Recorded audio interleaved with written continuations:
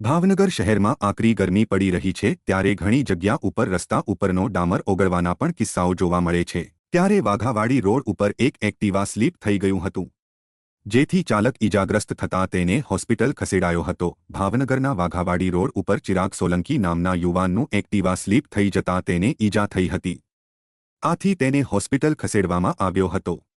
જો કે સૂત્રોમાંથી જાણવા મળ્યા મુજબ ડામર ઓગળવાને પગલે એક્ટિવા સ્લીપ થયું હોવાનું જાણવા મળી રહ્યું છે।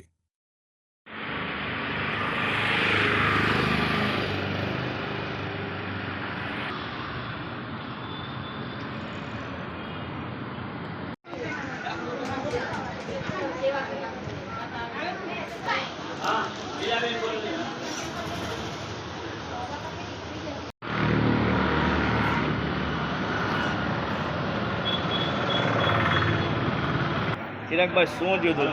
ગાડી સ્લીપ મારી ગઈ। કઈ જગ્યા મારી? ભાવનગર કઈ ગાડી લઈને જતા હતા? કેટલા જણા હતા તમે લોકો? એક્ટિવા